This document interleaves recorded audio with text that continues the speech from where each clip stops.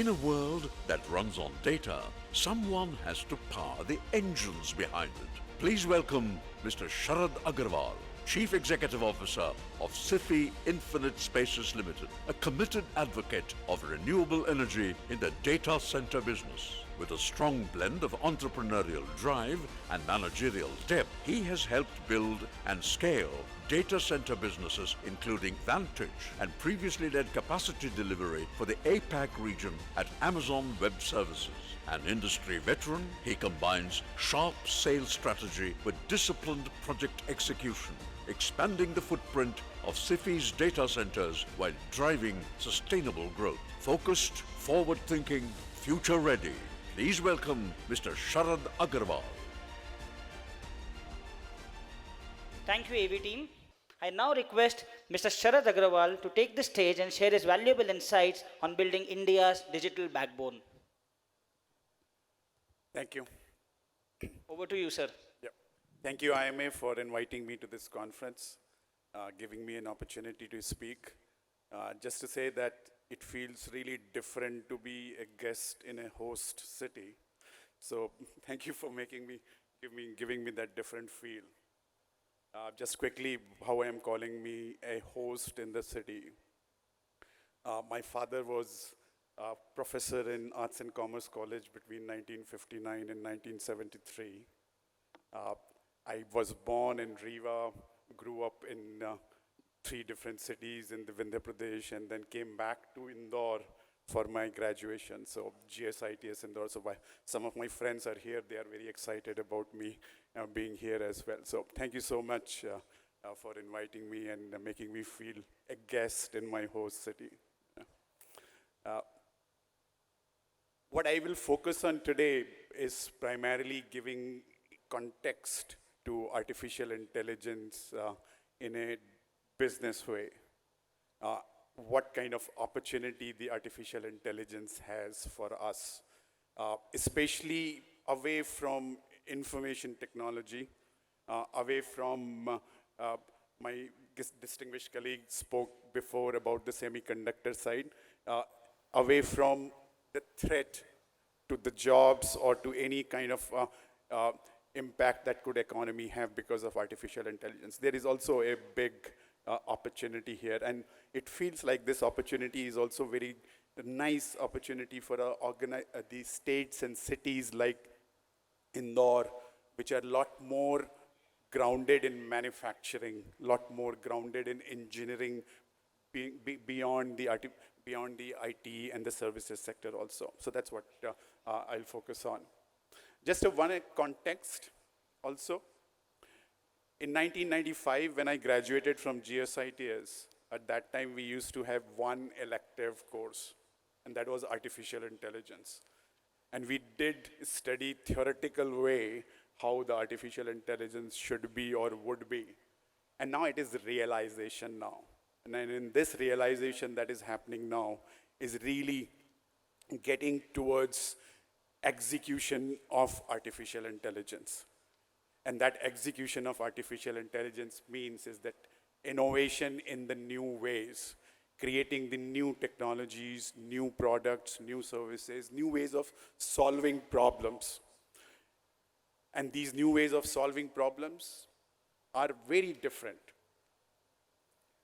Take an example. Many organizations, the matured organization, large organizations, sometimes have 150 plus applications. Some of these applications have come up in recent time when the business units went ahead and deployed these business applications without, let's say, the involvement of IT department. Now, integrating these applications is another mammoth task. That's a lot of time is spent by the organization in doing that. Just imagine artificial intelligence could be used to just integrate these applications, because now you are not integrating the data between each other, between the applications, but you are just in a large language model, the verbal way, voice command way, be able to draw the data that you need and be able to take the decisions. That is the kind of innovation and then the more and more complex use cases that could come over the period of time. And that's where the real opportunities are, and that's where a lot of investments being made. We have heard of large language models coming from OpenAI, Anthropic, and we have also heard that in India, we have taken some leap towards that also. Last week was a grand success of an artificial intelligence summit. I was there in the summit, and the energy we saw was very different. I didn't notice any dog there because that was irrelevant.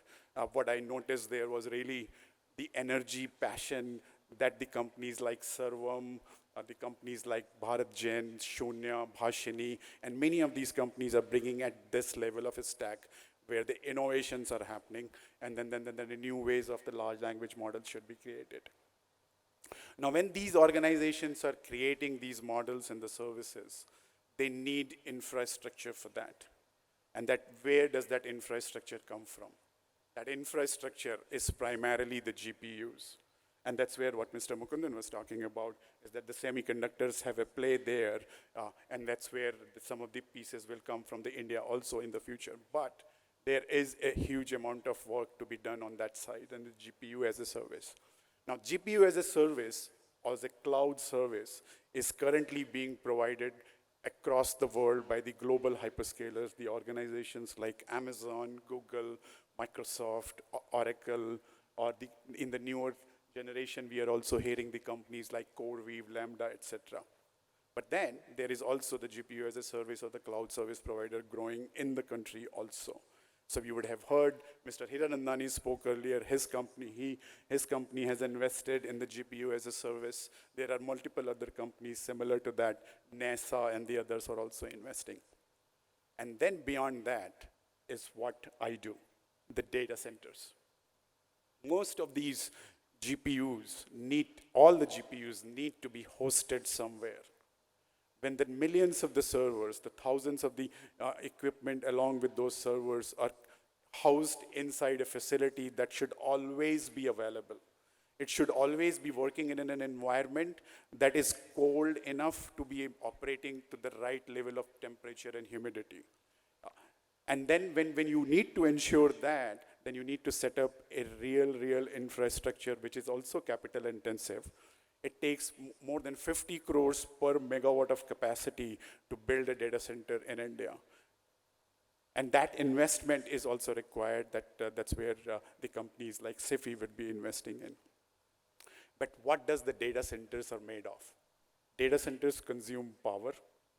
Data centers need to ensure that the power is available to the equipment all the time. And therefore, the investments will be not just in the bringing the transmission infrastructure, building the substations along with the transformers, but also building the backup of those electricity that is being consumed. So that will be the investments in the generators. Generators cannot just generate energy and then not be able to supply. So there will be those electrical panels. There will be the cables that will need to be laid, and then there will be those connectors that will need to be able to bear not just the few volts, but the millions of the volts of the data also. And then when the electricity is being consumed, it will convert into heat. Now that heat also need to be cooled down. Typically, when we have our servers installed, we try to make sure that the environment around the servers are cold. And we will assume that the servers and the GPUs and the switches or the microprocessors are able to operate in the right environment. But in the artificial intelligence, when the electricity is consumed, it is consumed at a much different level of density. And that much level of different density means that you can't just assume that by cooling the environment around the server could be ensured that the microprocessors are also cooled. And therefore, there is a different kind of cooling technology involved, which goes inside the microprocessors to cool it. So what we call direct-to-chip liquid cool. And in the future, there could also be a scenario where the microprocessors are submerged into a cooling system, so the immersive cooling technologies. Now, all that is pure engineering. It's not technology, it's engineering, electrical, mechanical, civil, electrical engineering, all the structural engineering. And that's where a lot of equipments are involved. Following few slides, I want to talk about what is really the opportunity. I want to translate this number of this opportunity in the manufacturing and engineering side into a number. What is the real addressable market there? And this is the addressable market for engineering minds in this hall as well. First, let's look into how the data centers are deployed across the world. It is still the scenario that the United States has the largest capacity of the data centers. India data center capacity currently is not even to the extent what just Chicago as a city has. It needs to grow much bigger. India is not even serving India right now. A data point, India produces 20% of world's data. The biggest consumer of ChatGPT is in India. But we have less than 3% of the data center infrastructure in the country. Right? That's the quantum of a scale required in India to serve just India first. So in the context of what is there in the US, more than roughly getting into the 50 gigawatt of capacity over the period of next few years, India is still just 1.5 gigawatt of capacity. That also in the context of the Asia Pacific region is just the 10%. Obviously, there is a huge demand for the data center infrastructure, and without the data center infrastructure, the expressions like data being the new oil, controlling the data will not be possible because your data is not with you in India, it's somewhere else. And therefore, the importance of building that data center infrastructure. Now, how we are seeing that what is the size of the data center as an opportunity, and because of that, the opportunity for the other sectors as well. Indian digital economy was $0.4 trillion at the end of 2025 financial year. It is expected to grow at 16.6% and $1.3 trillion.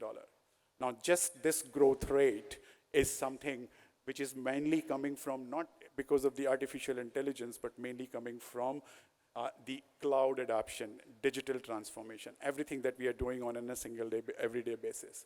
So in next 4 or 5 years, it's the economy which is to 4 times at the baseline of today. But if you add to artificial intelligence and everything else, then it is much, much, much better. Now, what does that translate into the data center side? It translates into that if it is just a status quo, business as usual, current data center capacity of 1.6 gigawatt should be no less than 6 gigawatt.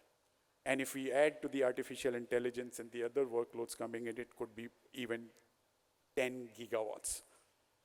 Now, 10 gigawatts of the additional capacity to be deployed. Now, when you translate that 10 gigawatt of additional capacity, what is the capital outlay required for that? It's this.